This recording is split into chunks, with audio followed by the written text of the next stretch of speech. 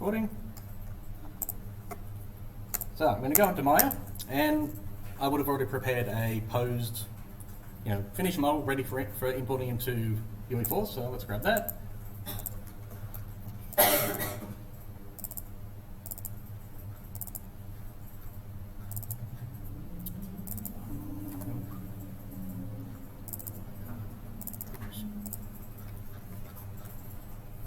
There's my character there, and he's, quote unquote final pose, just sitting there sucking on the Vespa, because why not? I did completely forget to actually export the textures out for the character, but I had them for the prop, so whatever, that's fine. So first thing I want to do is make sure that my scene is set up correctly, ready for export. So first thing I want to do is, again, this is pretty similar to how you export it out for Painter or Mudbox or whatever, just making sure you're doing a few double checks. So I've got my frog pose here, got my Vespa there. Now this frog pose is just the static mesh, it's not the rig mesh. I had that backed up somewhere else if I want to change the pose at any point. So what I want to do is take both of these things, I want to make sure both of their pivots are at the center of the scene. So I'm just going to select them both, hold X and D, and snap it to the center of the scene. And just to be safe, we'll do that for each individual object as well.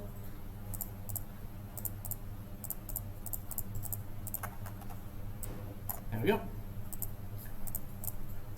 So now I've got that set up. Next thing I want to do is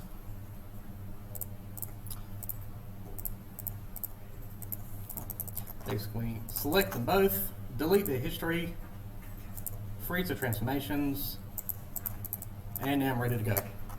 So might just want to double check the UVs just in case something's not right. That looks correct. The empty space is where the shirt would be, but I'll just ignore that. Same with this. All good. So now I've set all that up, know everything's working the way it wants to be, ready to start exporting. So in UE4, the way it wants to be exported is via an FBX instead of an OBJ. So I'm going to select the frog pose. I could just select the entire thing and export everything out at once. But what I want to do is separate these out into the character itself and the prop itself.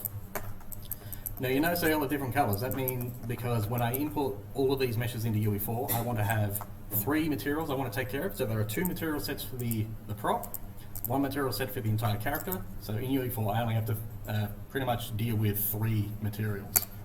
So let's do the Froggo first. So I'm going to go Froggo, File, Export Selections. Instead of OBJ, I want FBX. And save it somewhere you know where it will be. Export. I'm just going to save it over the old one, so SK Froggo. Now by default, the settings for FBX aren't ideal for what we want to do, since these characters have 0 animation, they're just static meshes you're just plopping in and just making a nice picture out of. So under geometry, I want to make sure smoothing groups, tangents, binormals, and smooth mesh is turned on, and that should be fine for that. Now under animation, by default this is turned on because FBX is specifically for taking mesh and animation data out for characters and whatnot to switch between programs. But in this case, since we don't have any animation, they just want to be standard assets, I'm going to turn off animation and just collapse that. So that's done. Just going to export selection, save over the old one. It will come up, there's a very likely chance that it'll come up with an error after you've exported. Don't worry about it, it still worked. It's just complaining that there's no animation on it, even though it's an FBX. So we can just ignore that. So Froggo's done, let's do the hover bike. So again, export selection, prop, turn off animation, turn on that stuff, export, all done. So that's all I have to do for Maya for now. I will have to go back in there very quickly later down the track if I want to do some wireframe stuff. So for the time being, let's just minimize that and take a look at UE4. So UE4, it's very similar to any other major engine, Unity, CryEngine, Godot, or anything like that. Let's just quickly go over the basic UI. So this is the standard UI everybody should see. Right click in the viewport, I can change the aim of the camera. WASD, I can pretty much walk it around like any other first person sort of camera sort of thing. Or if I really want to, I can also use the default Maya navigation control, so hold left, right and middle mouse button to pan, orbit and zoom around. but whatever's sort of familiar to you. If I select something in the scene, say the little coffee machine here, I can press F to frame it. So it all becomes very sort of easy to navigate around. I prefer the WASD for engine stuff. So, looking around the scene, we have a few icons. So up here we have the basic light, which is in the scene. There's only one light, which is this sort of omnidirectional area light.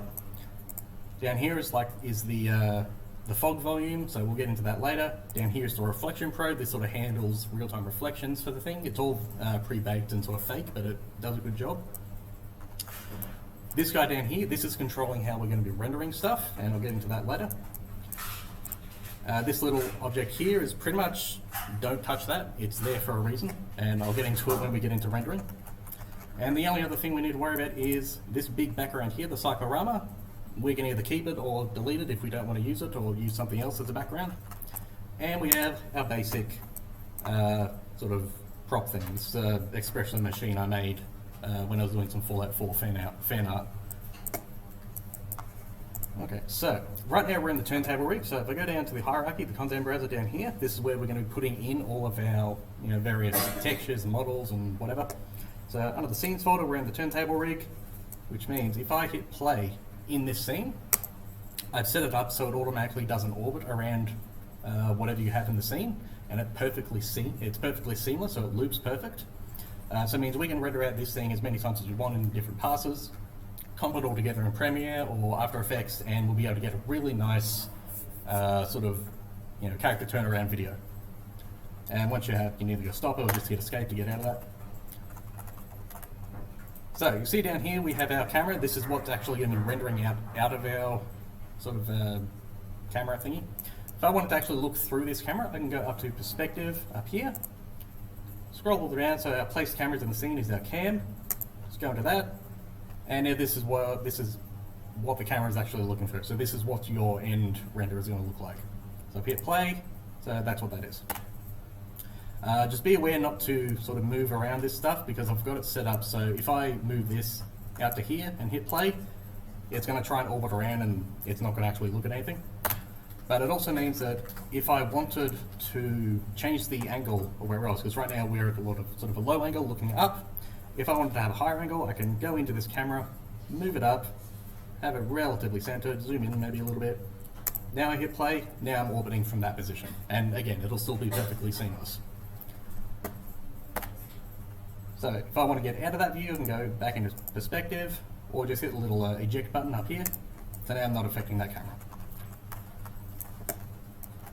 So down here, if I go into the character folder, which is pretty much where you're going to be spending most of your time, importing your textures, setting up materials and all that, let's go into there. We have the example folder, which contains all the data necessary for this object here, the example coffee machine I've given you. So we have the actual mesh itself, the FBX I've exported, the material that it's actually doing, the textures that the material is actually looking for. So if I double click into the SM Expresso static mesh, you can see this is just what UE4 sort of sees as the basic mesh that you've imported. So it's got no materials, no nothing, it's just there ready to be used for whatever you want to use it for. But you'll notice that in this mesh we have two material elements. So element 0 and element 1, this means this mesh is made up of two material sets. So if I go isolate, you can see this material handles pretty much the entire object except for one little part down here. So if I isolate that one, you can see this material only affects this one. And that's because this particular mesh needs to be transparent. So I wanted to isolate that from this part of the mesh which wants to be opaque. Let's close that. So next, let's have a look at the textures. So this material is made up of 4 textures. We have the Espresso A, which is the albedo, just the base color, so no shadow, just basic color information. That's pretty self-explanatory. We have the M, which is the metallic texture, which handles everything that needs to look metallic or not look metallic. So under PBR, white is perfectly metallic, black is perfectly dielectric or specular. We have the R, this is our roughness map or a gloss map if you're inclined to do that side. This just controls how shiny or matte a particular part of the surface is, so just a simple grayscale image. And down here is our normal maps, which just controls all of the high detail stuff. So, So over down here we have a basic hierarchy. So just like Maya or Mudbox or anything else that needs a hierarchy, we've got our camera pivot. So this guy here is what the actual camera is pivoting around. So if I moved that transform off to the side and hit play, or not. Anyway, so the camera is always going to pivot around this center point. So if you just place your model around that point, it'll pivot around that. So that's fine. Then we have the environment. So everything's separated into folders. So the SM cyclorama is just this big sort of, curved dome, inverted dome looking thing, just to give you a sort of basic background. You can delete that outright and use your own background if you really want to, or just leave it the way it is and just do that. So lighting, we have the ambient light, which is this guy up here, which is just pretty much projecting light in all directions to a single point. So if I set the intensity down here to 0, now we have absolutely 0 light in the scene. So just set that to 10, just so I can see what I'm doing. The sphere reflection capture thing, this pretty much just handles, takes a 360 image of the entire scene, reprojects it onto your scene itself as a reflection map. So if I turn that completely off, oops.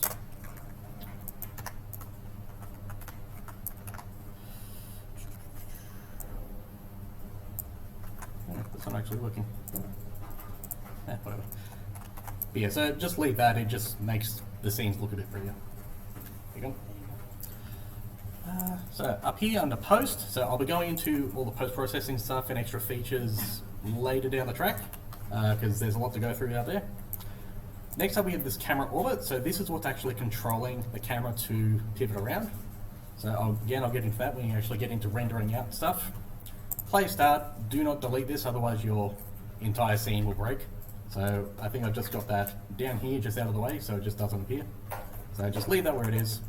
And finally we have the actual mesh itself, which is the SM Espresso machine. And just for this, I'm going to delete this.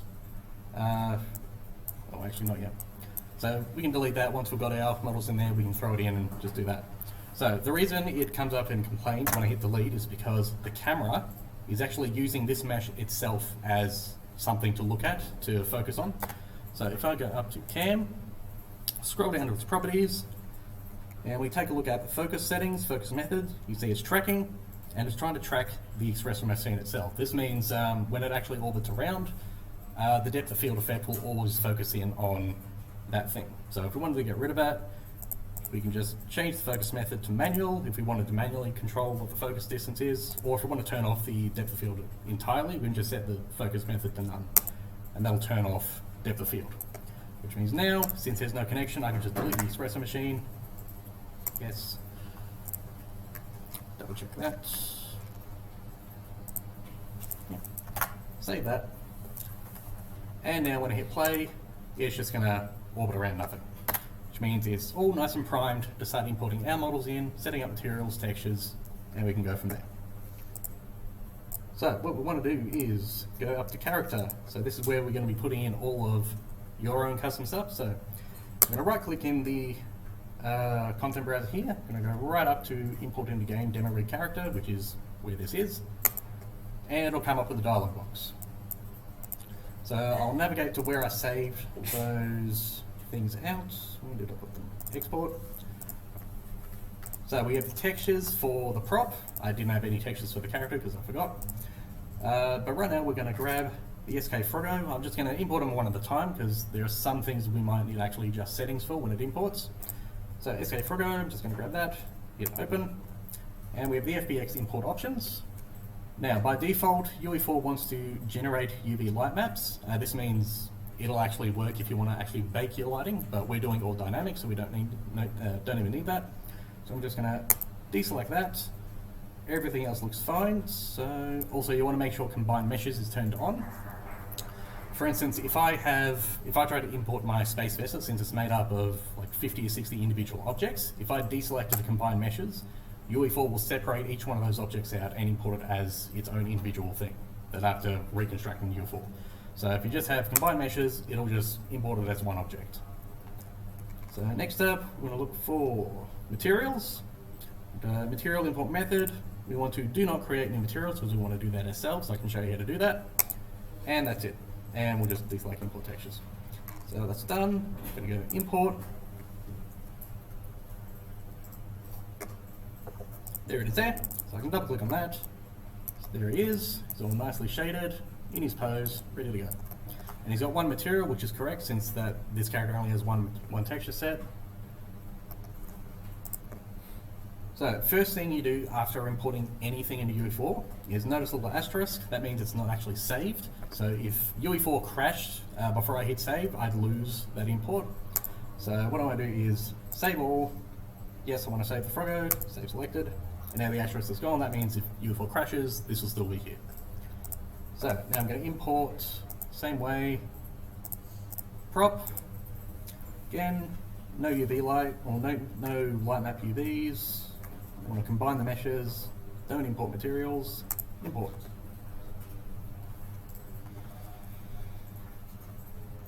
Yep, so there's the prop, just double check that's correct. So I have 2 material sets, which is correct. So that's all good. I'm just going to hit save, and saving up here is the same as saving all. So now that I have both of these, now I need to drag them into my scene. So I'm just going to select both of these, drag them into the scene. And there you are, Froggo and prop. And what I'm going to do is, with both of those still selected, so I'm just going, clicking and shift select the other one.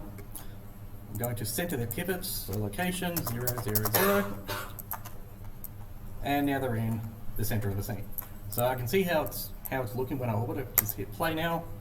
So I notice my camera's a little bit too high, or a little bit too close, and it's aimed a bit low, so I want to zoom that out. So I'm going to stop. I'm going to go back into my camera, adjust that view, maybe bring it down a little bit,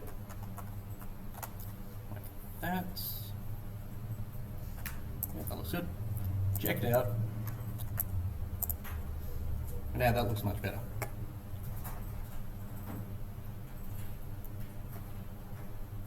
So what I might do is actually shift that like that, so it's a little bit more centered.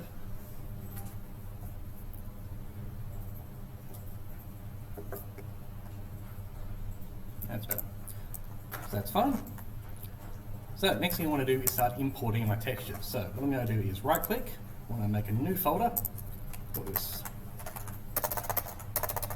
textures, go into there, import the exact same way as the models, except this time I'm going to select all of my materials, or all my textures, hit open. It'll take a while since they're all 4K textures.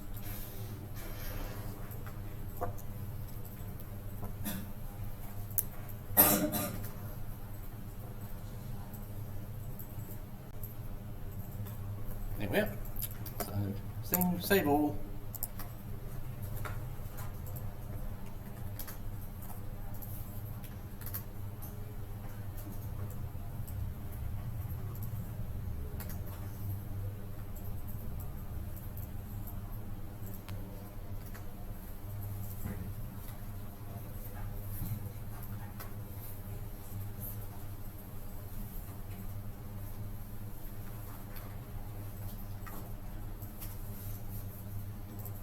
There we go. So we've got all of the textures imported, everything's saved. So now I need to make sure that each one of these textures is imported correctly. So if I double click on, say, the albedo for one of the Space Vesper bodies.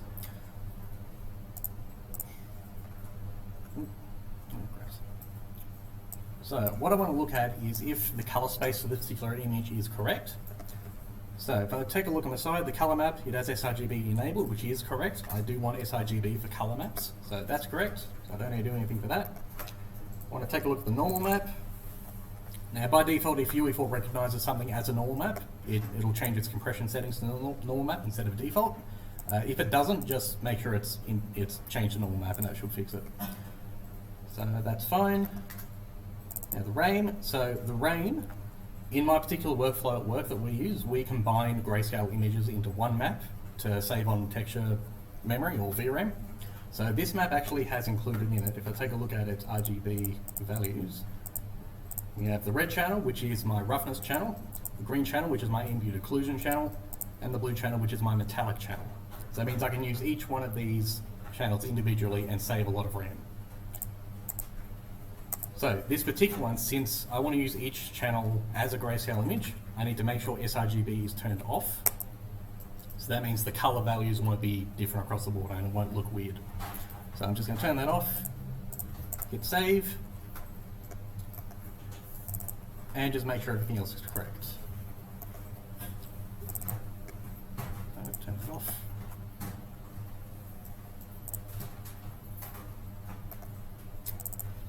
And that's correct. So they all look correct. So similar with this E, this is actually an emission map. So this is what's actually going to make parts of my mesh glow if I needed it to. Since I do want to use this as a grayscale image, this again does need to be non-sRGB, so linear. So I'll just do that, save, that's good. So all that's good, save all, back up to my character.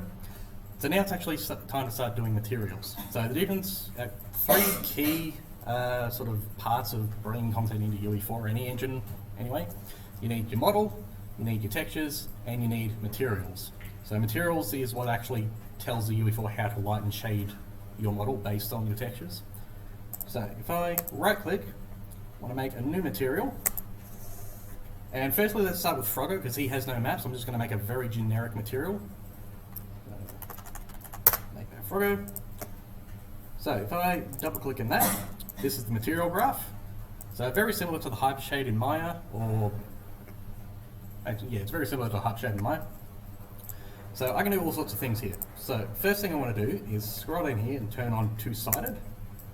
Actually, let's turn that off so you can see what it's doing. So if I switch the preview image down here to plain, you can see on this side I can see it perfectly fine. On this side, but if I go around the other end, it's gone, it's culled. The renderer is saying, you don't need to see that side, I'm not going to render it. But if I turn on two-sided, wait for that to update, now I can see both sides as though it's like perfectly rendered on both sides. So this is really useful for, say, hairplanes or really thin things like clothing if you only had one side. For this instance, since it's just going to be a static render, just turn it on, just so you don't have to worry about it. Okay. So down here is our base node. So every time you make a new material, this node is always here, and you can't delete it. No, you can't. So this thing has contained in it base color, metallic, specular, roughness, emissive, normal, well position, AO, pixel depth, offset. A lot of these you don't even have to worry about. Right now, since I'm only making a material for the Froggo character, I only really want to worry about the base color, specular, and roughness. That's all. So since I don't have any textures, what I want to do is have UE4 generate some stuff for me procedurally. And in this case, I just want a base color. So I'm going to right click. I'm going to make a constant vector 3, which is going to be interpreted in UE4 as an RGB value. So I grab that. You can see we have 000, which in computer graphics terms is black. So if I double click on him and give it a nice sort of a greeny color, like that. So now that basic green, I'm going to take this little noodle, shove it into base color. And now my preview on the side here has the same color, so pretty self-explanatory.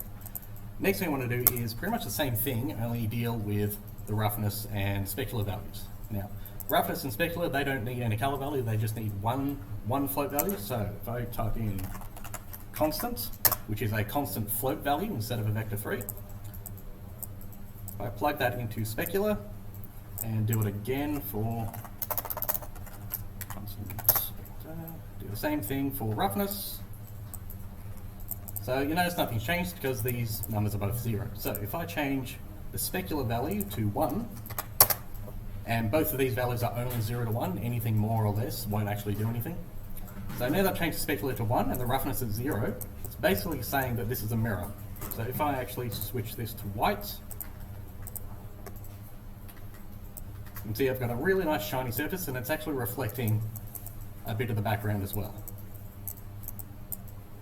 Actually, black so you can see.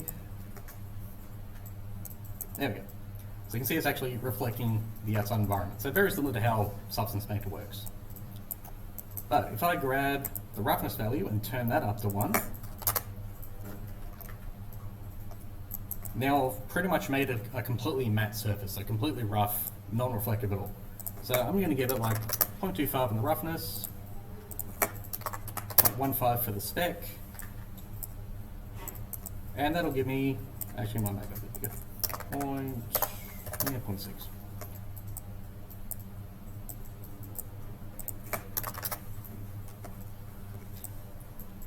So what I've got here is a very, very slightly sort of shiny surface, almost like a matte plastic sort of thing. It's got a very sort of small spectral highlight.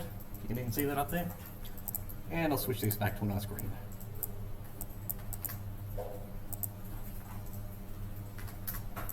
Yeah, so that's all I want to do for this particular mesh at the moment. So I'm just going to hit save. It'll compile it in the background.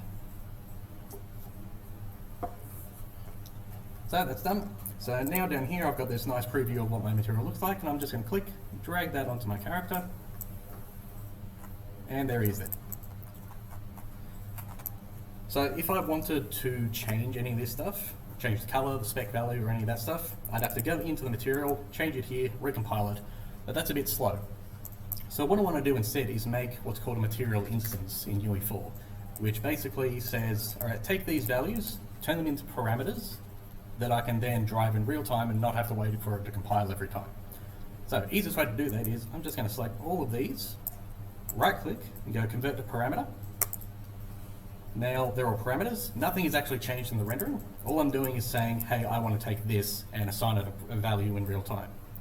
So first thing I want to do is just name them. So I'm just going to select it, call that tint, call this spec, and call this roughness. So once done, I'm just going to hit save.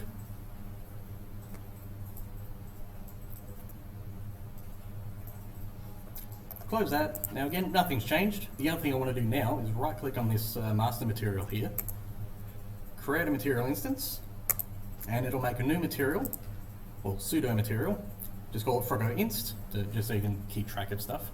But now I want to assign this material to my character. So I could either go into the character itself, scroll down to materials, just hit a little reset to default, which will get rid of it, or I could just drag that into that slot there, or just drag it onto the model itself. So now you can see Froggo Inst is now the material associated with this model. But now, make sure to save. If I double click in the instance material, I now have these vector parameters and scalar parameters that I can play around with. If I just make that smaller, I'll just turn up the specs so I can see what I'm doing. So now I can very easily adjust things and how they're supposed to look and change stuff if I ever want to.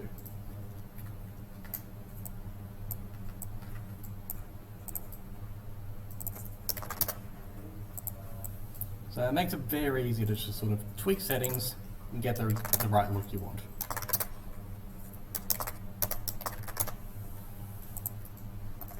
So if I'm happy with that, I can start moving on with the actual material for the problem. So what we're going to do is do pretty much the exact same thing, only with a little bit more depth. So I'm going to make a new material, call this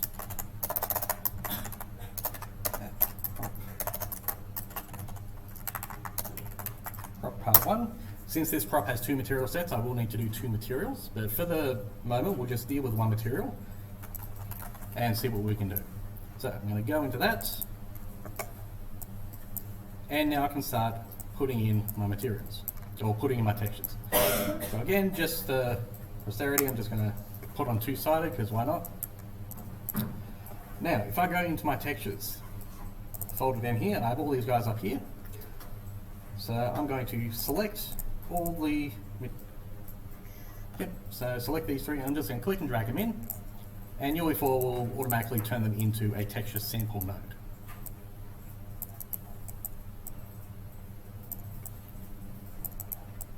Which means all I have to do is connect up all the appropriate things to the appropriate places. So the color map, naturally that goes into the base color map, so just into the RGB nodes. I could do individual channels if I really wanted to, but that doesn't make sense in this case. So just in the RGB, and that'll update up here.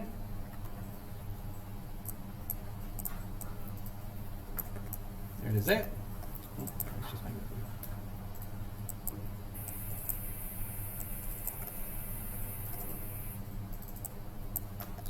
So next thing I want to look at is the normal map. So again, I'm going to take the RGB value, slot it into the normal slot, that'll update, and now I have all of my actual normal data in there, so that's looking pretty good. I'm just moving around the light by holding down L and left mouse buttoning in the viewport. So that looks good. So next thing I want to do is take the REM texture and actually take these individual channels here and put them into their appropriate slots. So I want to take the R channel, which is my roughness in this particular image. I'm going to put that into the roughness channel. I'm going to take the green channel, which is my ambient occlusion pass, put that into the AO channel, and my metallic into the metallic channel. So now you can see the difference in what's happening there. What is that noise?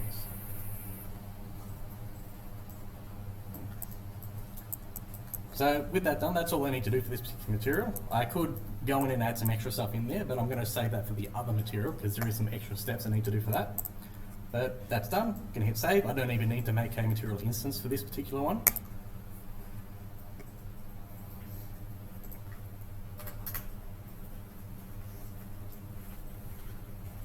So I can close that. So now back up here, we have our prop part 1 here. And again, I'm just going to drag it on and do that. Now that looks really good. So one thing I'm noticing is I believe that the normal map isn't rendering correctly. Because like I mentioned last week and the week before or something, Maya and UE4 have two different ways they render normal maps. One is a positive Y channel, one is a negative Y channel. UE4 uses the negative Y channel, otherwise known as DirectX format, while Maya uses the OpenGL format, which is a positive Y channel. Now all this is pretty interchangeable, there's nothing you really need to worry about. The only thing you need to worry about is if it looks incorrect, all you have to do is go into the normal map, double click on that,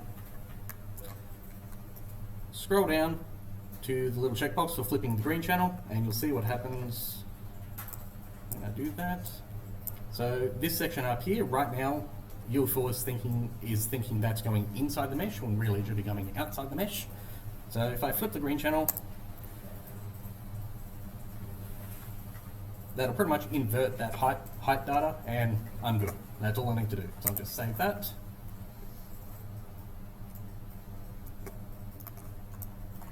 And now that normal map looks correct. So now that that's complete, all I have to do now is the second part of it, which is sort of this section here in the interior. So I'll go back up there.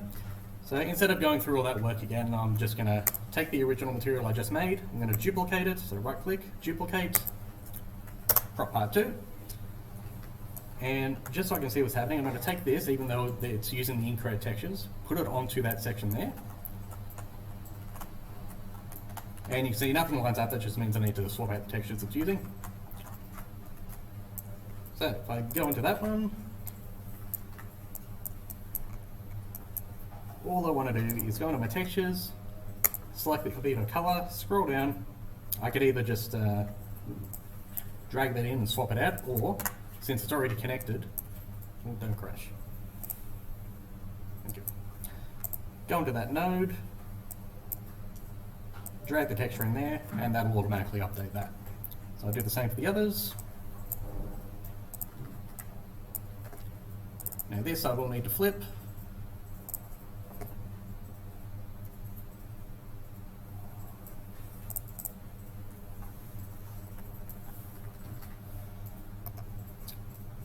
There we go, save that.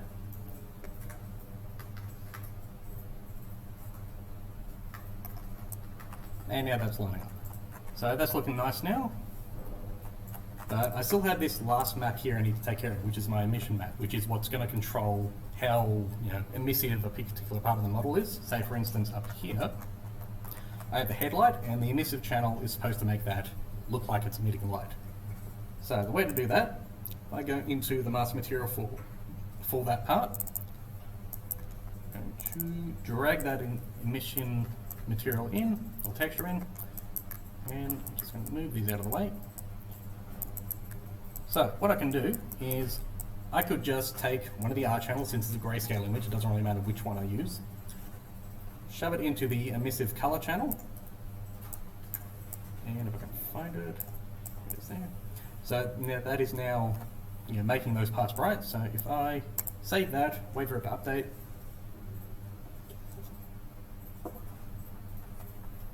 now I've got that emission coming in.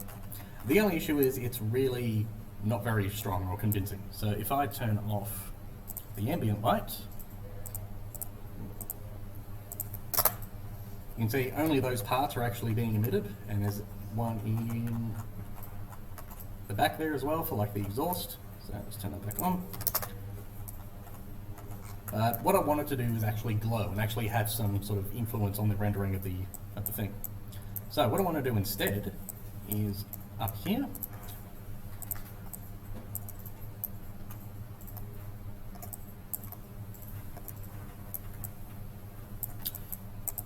so I want to multiply it against a color so I can tint it any color I want, and B, want to multiply it against a value so I can control how bright that particular part is. So the way to do that is I'm going to right click, go multiply, and I'm just going to duplicate that because I'll need another one. But this time I want to create a constant vector 3.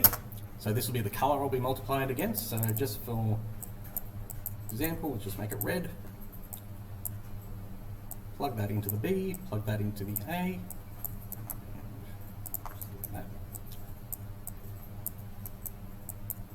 So if I right click on this node here, currently it's not connected to anything, so you can't see what's happening. If I right click, go start previewing node.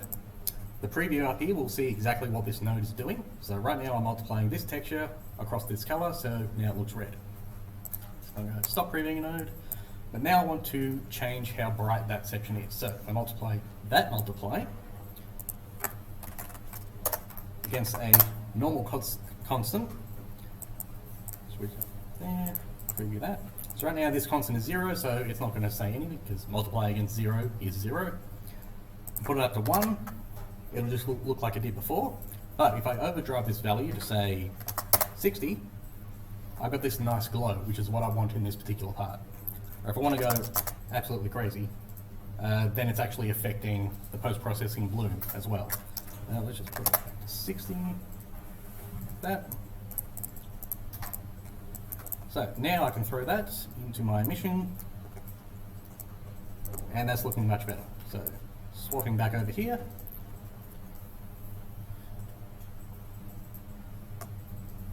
There we go. And again, just like the Froggo character, I can turn these into parameters and make a material instance, so I can adjust this on the fly without having to wait.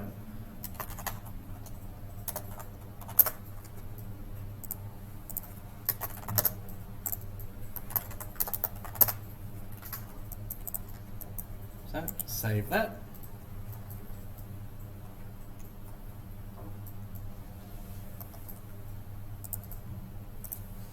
Make a new instance, throw that on.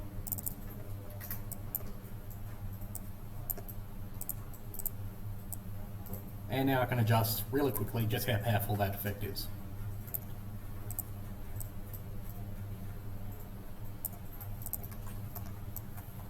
And you'll see that's actually affecting the exhaust down there as well. So, once I've got all that set up my materials, textures, everything's looking good in Engine. Next thing I want to look at is actual lighting. So, previous semesters, the project that you've all downloaded had a standard 3-point lighting setup in there already that I made as an example. Problem is nobody ever changed it or did their own lighting setup, so everybody's video looked the same. So this time around I'm getting you all to do your own lighting setups. So quick way to do that, we have the modes down here, and by default it's set up to the place tab. So let's go down to the lights. These are all the lights we can actually use in our scene. Directional, point light, spotlight, rectangle light, and skylight.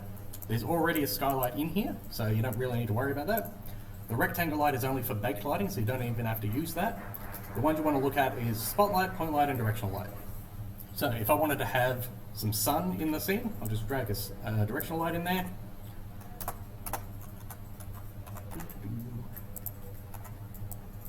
Change its direction. Down here I can change intensity. Change its color. I want to give it a little bit of sunlight. There it is there. or if I really wanted to turn off its casting shadows, don't know why you would, but yep. So I could do that, or I can grab a point light. Now the one thing you want to look at in this is every time you add in the light, it always puts it as a stationary light, which is supported both dynamically and with backlighting. Since we're not doing any backlighting, we want all of our lights to be movable, which is completely dynamic. So that'll get rid of this sort of preview thing in the shadow.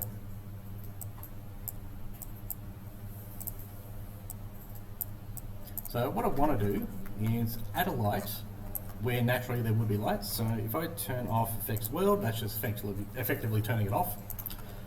But you notice this sort of really bright area here isn't actually emitting light into the scene because it can't. So what we want to do is fake that by adding a point light in front of it to simulate the effect it's actually having. So I'm just going to gingerly position that where it wants to be, like that. Turn that back on. And I'm going to try and match it to the colour of the actual headlamp as well.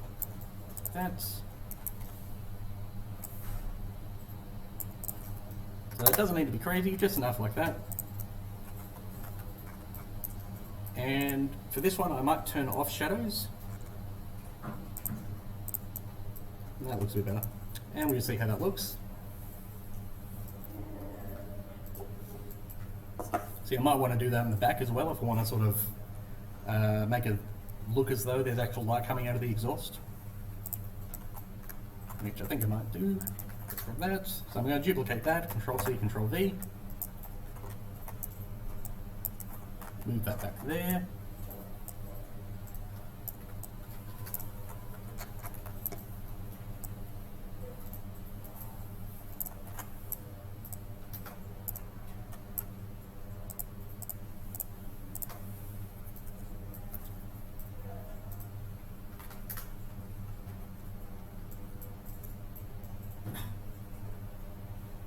That's looking better. And then I've got that sort of environmental light. I just want to set up some basic key and fill lights. So what I'm going to do is grab a spotlight, bring that up, rotate it where it needs to be. And I'm just going to adjust the settings so it looks a little bit nicer. Maybe give it a more contrast in colour.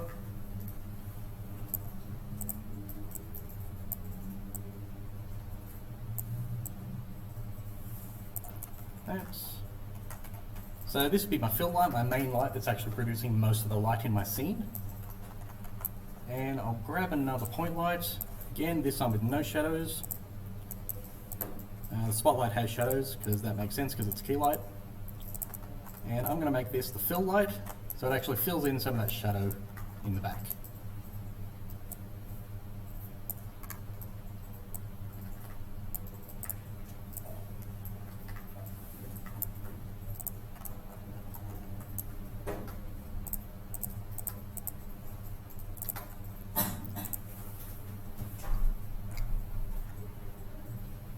And now that's looking pretty nice. So if I was happy with that lighting setup, the materials are fine, the background's fine if I wanted to. If I didn't like the background at all, I'll just delete that and instead add in a basic plane if I really wanted to. Scale it up a bit.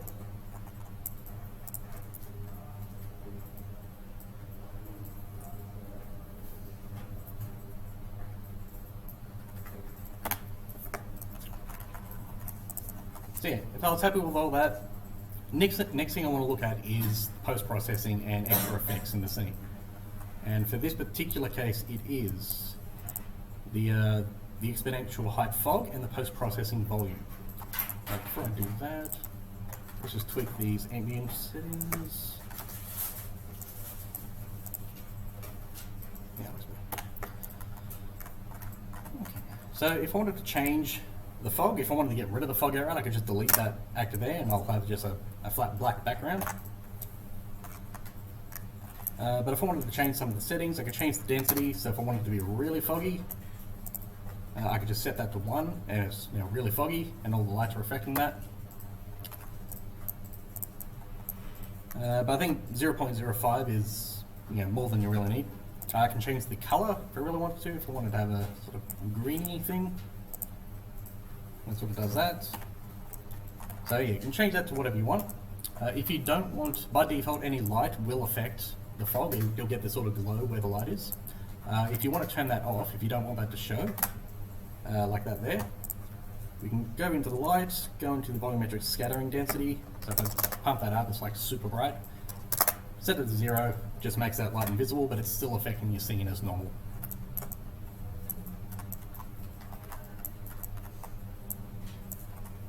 What I might do is do that for that one as well.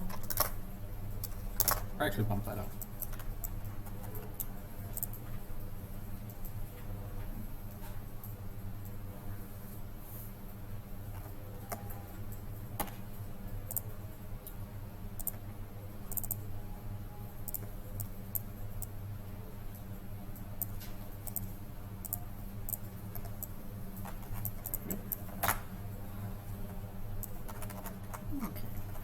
So, if I'm happy with all that, next thing I want to look at is my post-processing volume. Now this has a lot of features that you can play around with to get just the right look you want. Take a look at the bloom. By default it's set to convolution, which is a much more realistic type of bloom that you'd see in like cameras with physical lenses. You set it back to standard if you want to actually do stuff like that. It's like change the intensity. If you want only specific things to glow, you can change the threshold.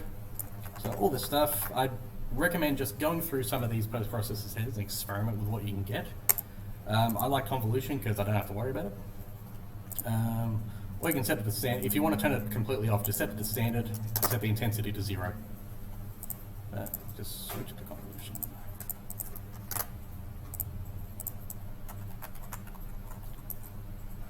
So that's good exposure, so we can change how bright or dark the contrast of the scene is. Normally 2 min brightness, 1 max brightness is the default. I usually set it to like 0.5 if I want to bring up that lighting a little bit more. Chromatic aberration. This simulates the sort of chromatic aberration you get in physical cameras. So you notice in a physical sort of lens in a camera, the center of the scene is very crisp, very clear. There's no sort of weirdness in there, but the further you go out to the outside of the lens where it actually curves a lot more, you'll start seeing bits of the RGB values sort of move and sort of stay away from each other. So if I smack this up to like 10, you can see the RGB values, or in this case the CCAM Y values, are actually offsetting themselves with it. It just sort of simulates that film effect. Very easy to abuse, and yeah, I would never go over 0.05 for this effect. Dirt mask, so this is a cool one. So I have the sort of bloom coming out here. So if I wanted to sort of simulate a dirty lens, or lens with like smudges or stuff like that, I can import the dirt mask, which is crank that up a lot and find some sort of texture to test with. Same with that. So you can see when I'm getting highlights, it's actually looking like there's like something smeared on the lens. And could be a good effect, but again, a lot of these effects are easily abusable. So I would actually make that quite a subtle effect. So camera, like these things you don't need to worry about because we have direct control of the camera. Lens flares, again, another easy thing to abuse. You never want like something super strong, otherwise it's going to obscure all of your detail. So I wouldn't even go that high. So again, subtlety makes things look a lot better. Image effects, so we can adjust grain, intensity if you want to get like film grain. Again, I wouldn't really overblow this. I'd actually leave it off. The vignette actually gives you a nice sort of edge fade on the edge if you want to sort of try and get your audience to focus in on something. I usually keep around 0.4, 0.5 just so I can have a nicer sort of gradient coming off there. So color grading, really the only one you want to worry about is the white balance. If you want to tint your scene, actually give it a bit of a visual flair or flavour. I can sort of tint it more in the blue to make it more cool or more welcoming or colder. Tint it to the orange, so if you want it to feel more warm and welcoming sort of thing. And again, tinting just up and down. So these guys here I wouldn't worry about. This is all for like, film color grading sort of stuff. If you are interested, I'd just recommend jumping in and having a play, see what you can do. Now down here, the slope, toe and shoulder controls, the whites, the blacks, the min and max value of the whites and blacks. By default, UE4 uses the slope at 0.88. this generally makes things way more contrasty than they need to be. So what I normally do is set it to 0.73, which gives the overall feel a lot more natural sort of fall-offs in the grey and black, white and black.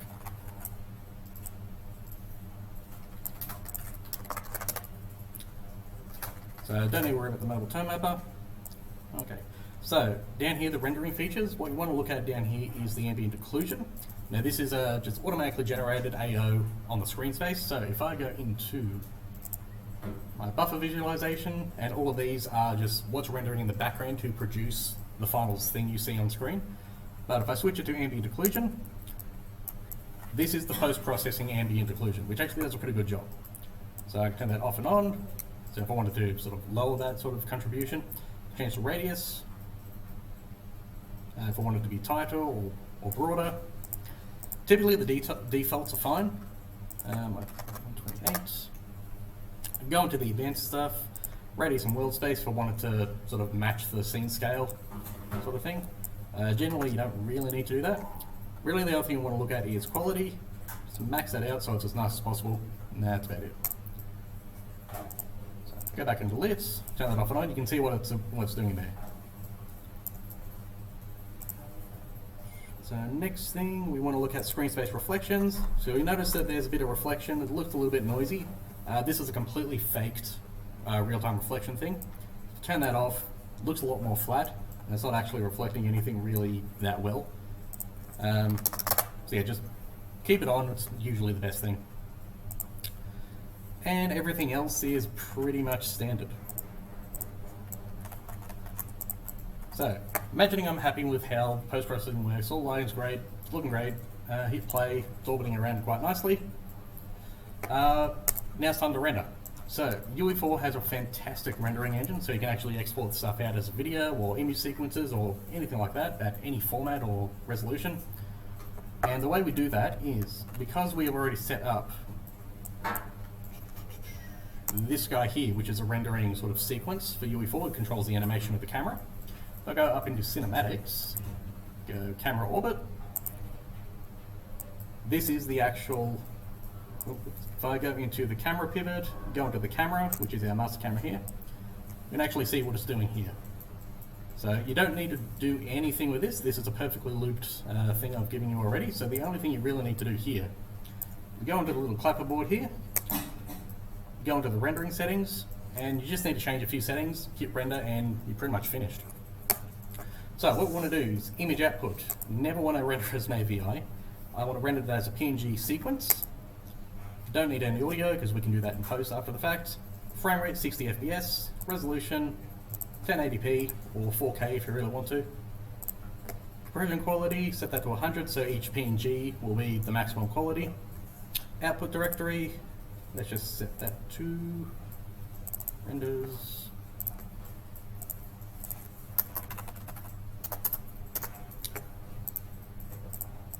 Now this particular render is going to be my lit and shaded sort of master render, so I'm just going to call that lit shaded. Select that folder. You can add in prefixes and suffixes if you really want to, but I find just separating them out into their own folders just works just as well. Next thing we want to make sure is actually turned on is use separate process. This means when I hit render, UE4 will open a brand new sort of instance of the engine itself and render directly out of that. This just makes it a little bit more safe when you're actually rendering because you don't want to render it out of the editor because that might crash. This just makes it a lot safer to use. So I want that. We don't want to write any of that stuff. The movie extension, you can ignore that because we're not using API. Cinematic engine scalability, that just means when we hit render, UE4 will default to its highest possible rendering settings. Cinematic mode just turns off any HUD or stuff like that. So just leave those on. And that's it, you don't need to worry about any of this. So custom time frame start, since we've already specified it here, we don't need to change it. What we do want to change is the warm-up frame count and delay before warm-up. This just basically means if I put in 60 frames, which at 60 FPS is 1 second, and give us 1 second of warm-up, that just means before it actually starts recording those PNG images, the engine will boot up for 2 seconds and just sort of sit there and sort of settle down. So you don't have any sort of weirdness with the post-processing. turning on and then settling back down to what it's supposed to be. So this is just a safety measure. So once it's done, you can just go capture movie, it'll ask to save. It'll then open up another process, full screen it, and start recording out that to your hard drive.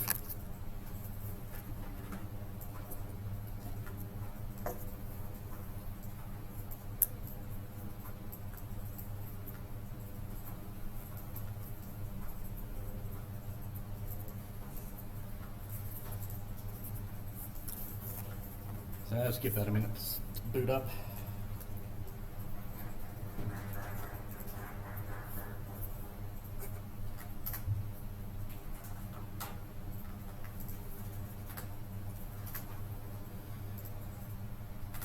There we go.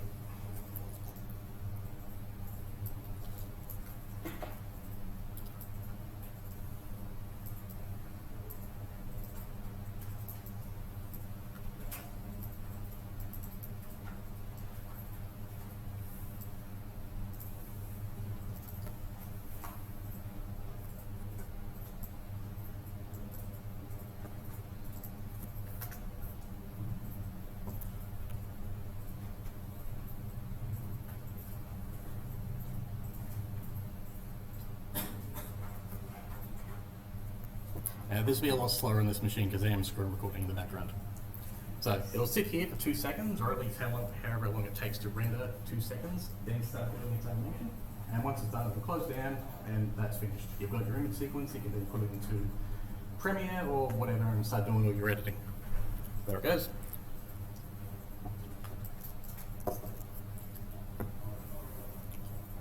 So we'll wait for that to finish, then we'll go into start going into how to render out your individual passes and going through pretty much all the basics of the assignment of what you need to sort of submit. Has anyone got any questions so far? Is this being recorded? Yes. How do you actually get the different context out of sources? Don't make it with me. Pretty much file, export textures. Thanks.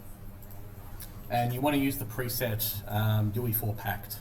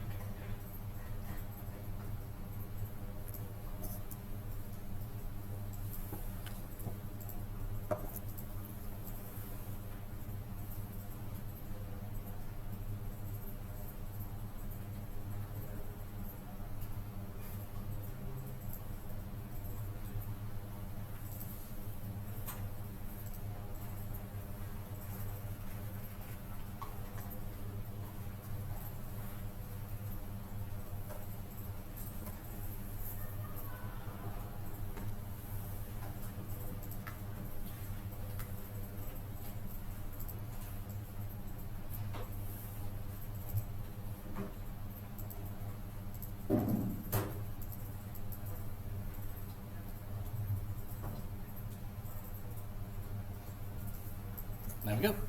So that finished. So let's go in.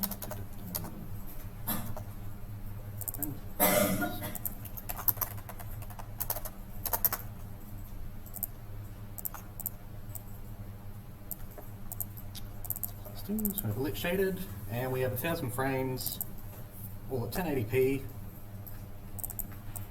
and it's looking quite nice.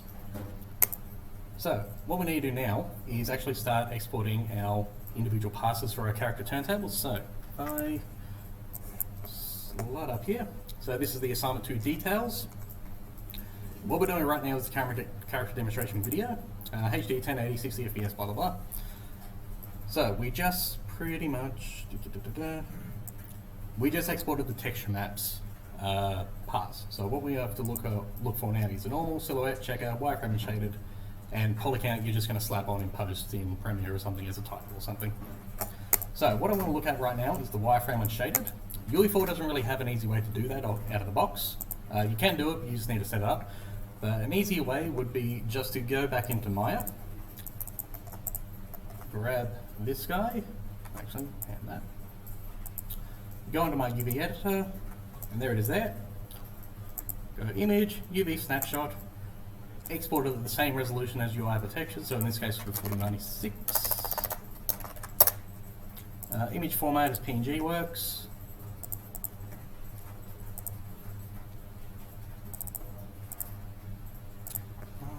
Yes. So it's really just exporting a PNG image of your UV set. Because then we can go back into our textures, import, find that UV image, there it is there, save all, and now we can actually start building up materials that support those extra passes. So I'll just do an example on this character here, but you do the same thing for the other props. So if we go back up to character, I'm going to make a new copy or duplicate of the master material for Froggo.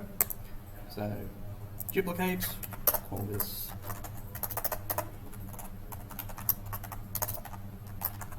wireframe and shaded, and reject that. And just for this, I'm just going to slap it on there, go into the master material, and this time I'm going to go to my textures, drag in the UV image. Now what I could do is just take this RGB, shove it into the emissive channel, hit save and see how it looks. Basically you just want this to be noticeable, so it actually contrasts with whatever's behind it. So now we have the white on our material here. It's not so noticeable, so what I want to do is pretty much the exact same thing I just did with the emissive channel of the headlights. And multiply, grab a new color, and I'm just using the keyboard shortcut to spawn those. So if I hold 3 and click, that's just a simple color. Hold 1 and click, that's just a scalar parameter. So I'm going to multiply that on top of the R channel. Now I don't need to worry about any power, I just want to tint this thing. So I'm going to throw that into the emissive and give it, say, a nice blue color. Hit save.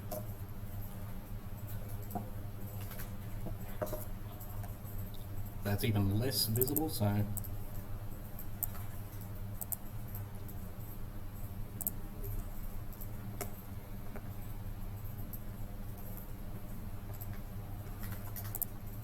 yep. So now hit play. So now I've got the wireframe and shaded. So I could just do the exact same thing. Go to my cinematics, set my camera, go to my render settings, and this time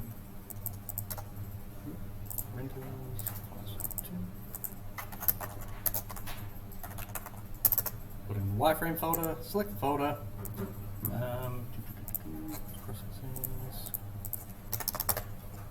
just so it renders a bit faster, capture movie, save.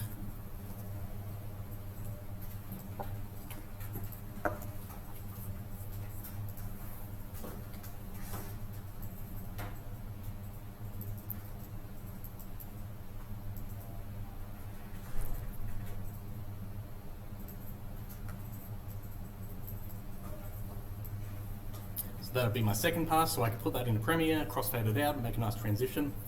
So you'll be doing the same thing for each individual pass. So we'll do the normal map next.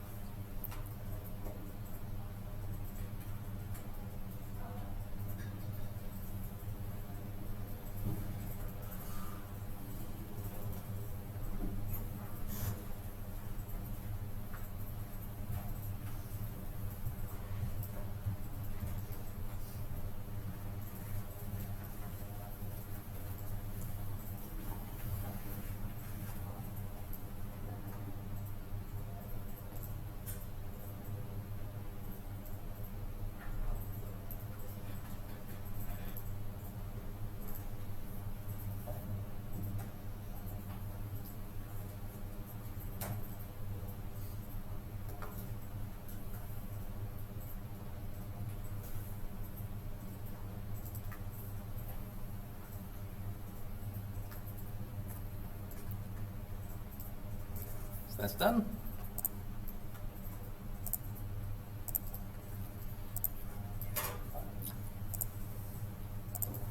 So let's put the old material back on Froggo.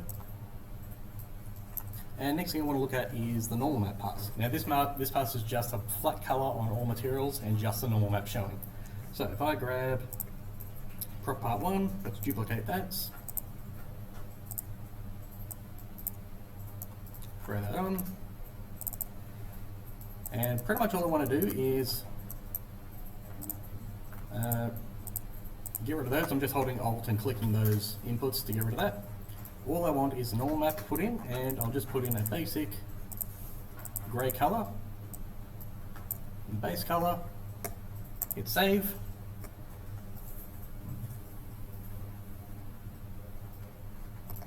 And I'll quickly do the second one.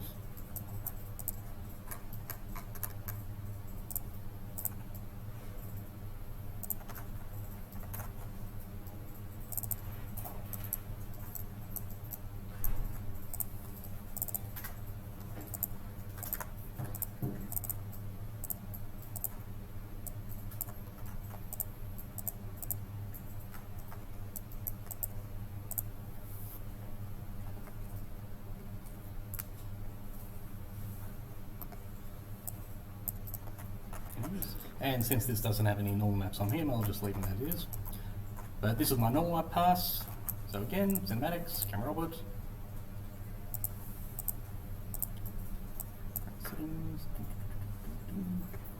And just to make this render a lot faster, I'll drop the resolution.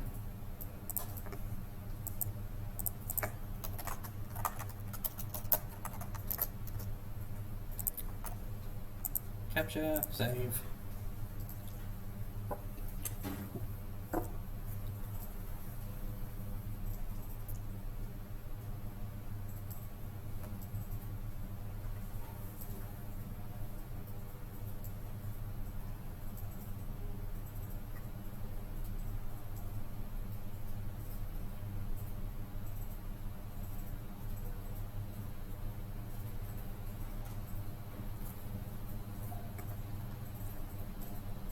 All done.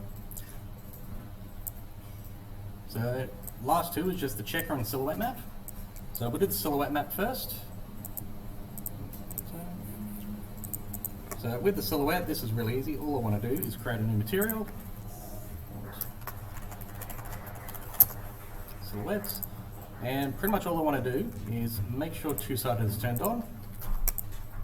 Add either a color or a scalar parameter. Let's just put a color. Make that flat white or whatever color your silhouette wants to be. Plug that into the emissive and the base color just in case. Hit save.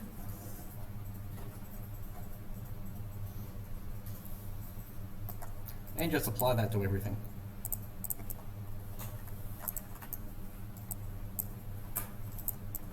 Now you notice there's still a bit of shadowing in there, that's just the ambient occlusion. So what we can do is go to the post-processing, scroll down to the ambient occlusion, and just turn that off. So now, same thing, camera orbit, rendering, change the file,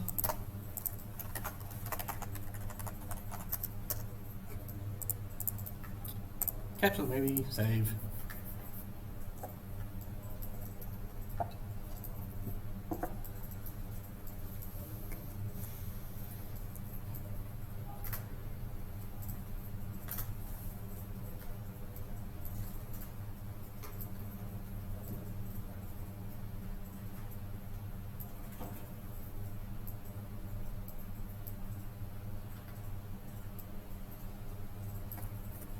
All done.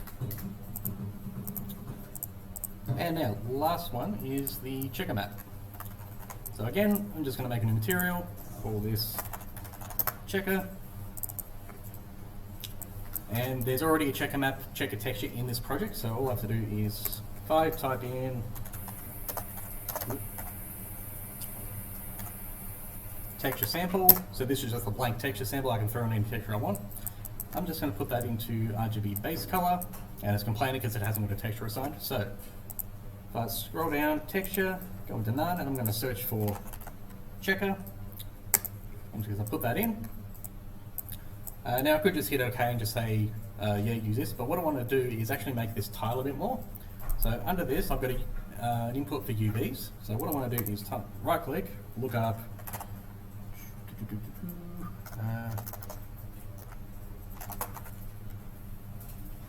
what's it called? Texture coordinates. So I want to find a texture coordinates. Just this little red guy up here. I'm going to add a multiply. I'm just holding M and clicking to add a multiply node, or you can just look it up normally. Multiply. I'm going to add another constant, and I'm just going to set this to 10. So what I'm going to do here is multiply the texture coordinates values by a factor of 10, which just makes it tile 10 times.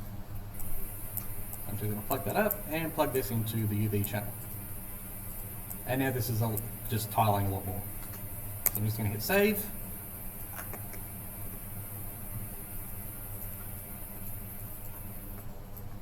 And just like the silhouette, I'm just going to drag that onto everything.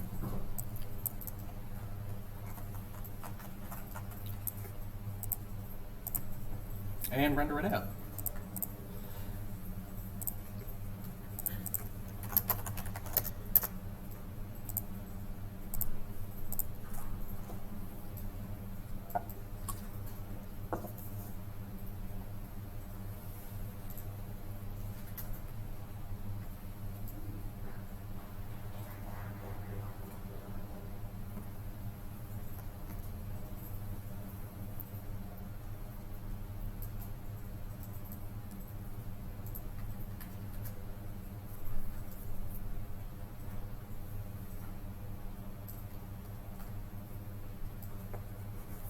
Okay, all done. So that's all my pass is done. So now the last thing I need to do is just start comping this in Premiere Pro or After Effects or something.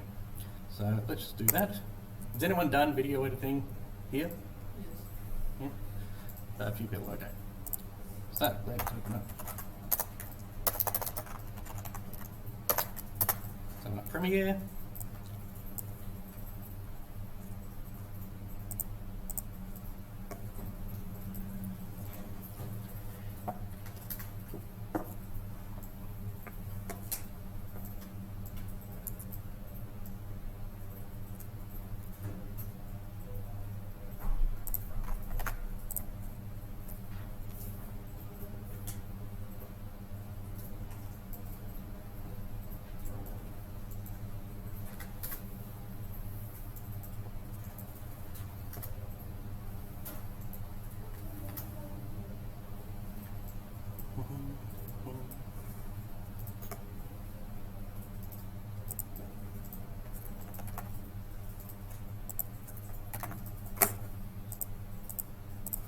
Okay, so new project, just going to name this +2 turntable, save it where it needs to be, save, HDD, okay. So if you've never used Premiere Pro before, like over here is where we need to import all of our various media, stuff like that. Over here is preview of what you're actually working on, down here's timeline, so pretty basic stuff. So I'm going to go into the project import media thingy, double click in there. So now I can actually choose all the various passes I just exported. So let's start with the lit shaded. Now by default, Premiere doesn't see things as image sequences. So if you try and double click on this without image sequence down here turned on, it'll just import that as a picture. So what I want to do is say, yes, this is an image sequence, look at everything in this folder, and you'll see there's 1,000 frames. So all I have to do is select the first frame, make sure image sequence is checked, hit open, there it is there. Now by default the frame rate's always wrong, it always thinks everything's 25 frames a second. So right now this footage is interpreted as 25 frames a second, so it's a 40-second clip, that's incorrect. So if I right click, go and modify, interpret footage, see right here it's saying use frame rate at 25, I want to assume the frame rate is 60 because that's what we exported out as. Hit OK, that's better. And we're just going to take that, drag it into the timeline, hopefully this works, yep. And there it is there. And we can scrub through and do all sorts of stuff.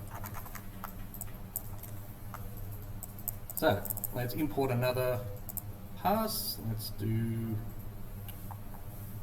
the normal pass. Again, same thing, image sequence, open. And change its interpret footage. You can set a default in the settings, but I'm not going to. So I'm just going to drag that in.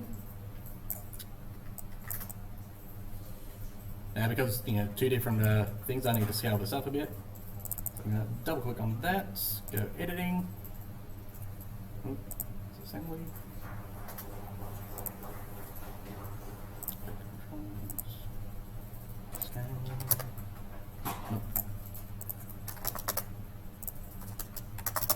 There we go.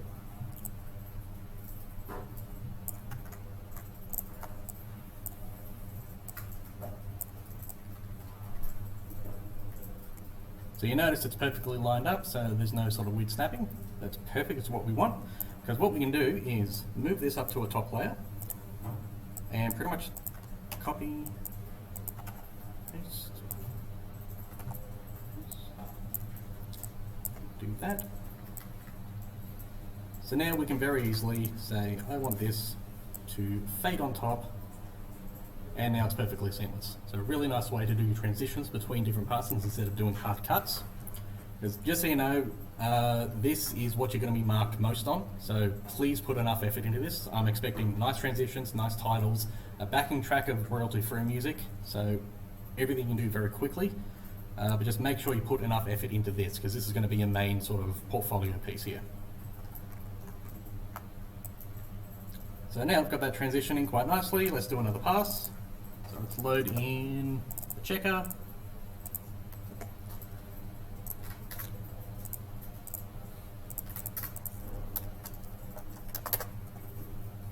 Let's put that on top. Means I'll need to type that.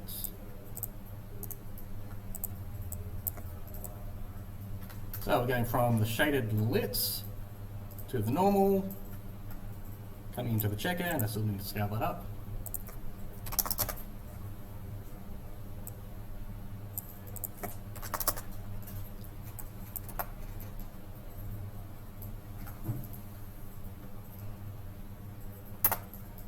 And it makes a very nice, very quick sort of video. Now for the video, please don't make it like absurdly long. 1 to 2 minutes, absolute max, is more than you need. So yeah, so is there any questions on that? So this is very clear, because this is going to be the meat and bones of your entire assignment. So next thing you want to look at is your hero poster, which again, straight out of UE4. So we'll go back up. So if I go down to my scenes, right now we were in the turntable rig, let's go into the poster rig, so I'm just going to double click on that. And as everything's pretty much back down to default, you'll have to set up your, or put your model back in, but that's as easy as just taking those, slotting in there, putting in the materials you want, setting up lighting, post, and rendering out. Now the way you render out of this one is a little bit different, so I delete that, put those in.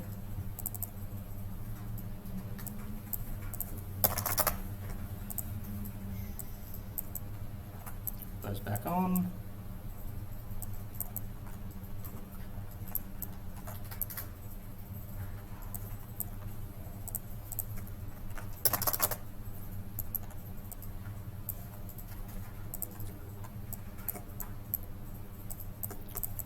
So, assuming I'm having all that, I've set up my lighting, materials, all sorts of stuff. I've even potentially added in some extra sort of effects, because I do include the starter content, which is sort of standard content that comes with every version of UE4.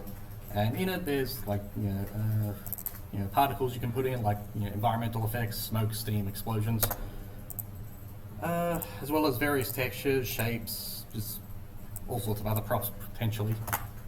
So feel free to use those. Just don't say you made them, because you didn't. But if I go into my main camera, which is again just the default camera placed in this here, it's already set up for a poster, portrait sort of thing. If I wanted to make that a landscape, all I have to do is go into the main camera, scroll down to sensor width and height, and just swap these two values. So now it's landscape. So again, I can move this around.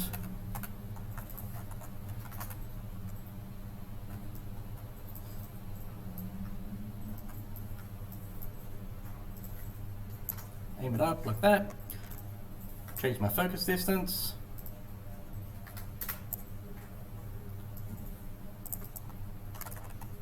and now if you hit play, that's just going to be your static sort of image. The way you render out of this one, you don't do it through the cinematic. What you do is an internal sort of editor thing.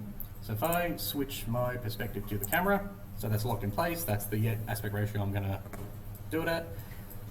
If I go down here, leave the screen percentage alone because it tends to make UE4 crash, and just double check that the screen percentage in the post-processing volume is also set to 100, which that wasn't.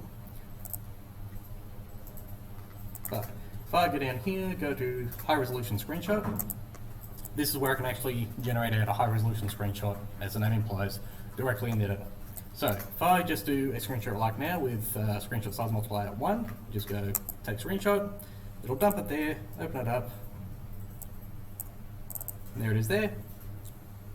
But it's quite small since that resolution is the exact same as what it's currently rendering in the editor. So what I want to do is multiply that. So if you increase the screenshot multiplier, don't go up to 10, it'll crash the editor. This is entirely dependent on VRAM. Around 4 should be fine, so if I just switch to 4, take screenshot, naturally it'll take a little bit longer.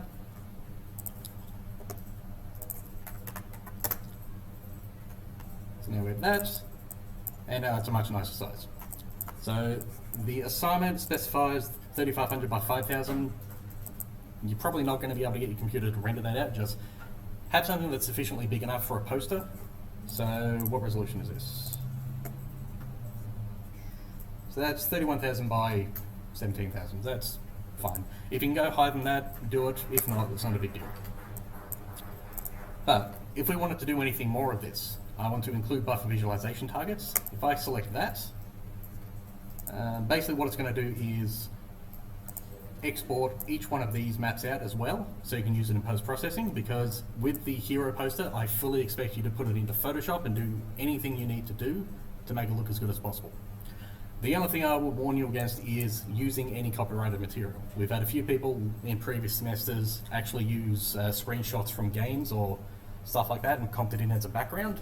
Technically it's plagiarism and they failed, so just be very aware of that.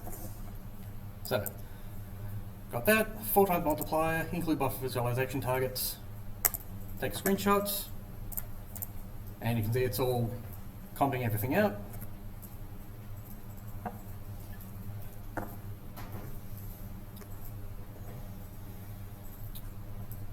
Is that finished?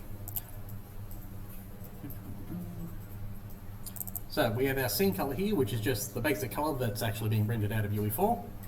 So what I can do is open with Photoshop. So once I've rendered out, I've got all my passes. Don't need UE4 anymore, that's finished.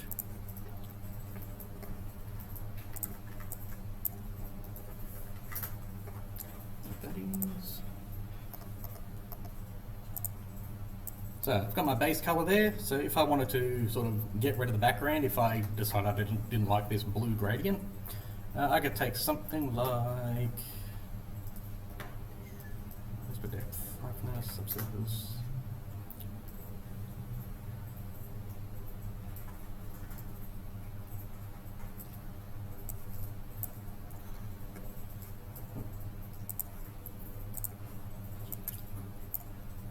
Basically, I could use something like this, which actually has a very clear background element to it that I can easily grab. Copy that, paste it in there. Go select, color range, grab the black. Delete that background. So now I can slot in whatever I want. So I can go space.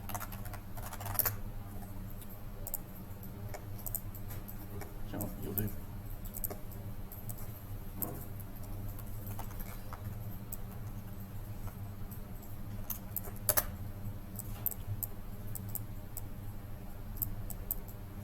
There we go, now it's in space. So, like I said, you all know how to use Photoshop. I expect you to do anything and everything you can to make it look as good as possible. Obviously, we want people to just grab a photo. If it's royalty free or a stock image, that's fine. Just it can't be anything that's copyrighted. Same with the music in your backing track. Needs to be royalty free, or at least something you can use non-commercially. If you are interested, there are two really good resources for that called Ben Sound and Purple Planet. So these two sites have some really nice music for whatever you might want to do, and they're completely royalty free, so you can use it for whatever, as long as you're not making money off it. So yeah, put effort into the turntable and the character image, you're pretty much good to go. So any questions on the hero image? Nope, cool. Next thing I want to look at is construction image. So if I look up, so construction image, pretty much a 2D version of your character turntable. So we've got renders of your wireframes, silhouettes, UVs normal, plus extra sort of information about the detailing and textures. This is an example of a HD construction image, should be extremely easy to put together. But again, put effort into it. You are marked on all this stuff, so I don't want to have to take off marks because you've forgotten to put effort into, you know, how you've laid stuff out. So they seem pretty straightforward. Yep. Now the only two things left to do is, so I will want you to resubmit your character reference sheet as well, because the way this works is if you've updated stuff in your character reference sheet or changed things around since the first assignment, or just improved your first assignment, you can resubmit that stuff in the second, and I will reassess the first assignment and, you know, in many cases bump up marks. So you got a lot of sort of room to improve. Yep.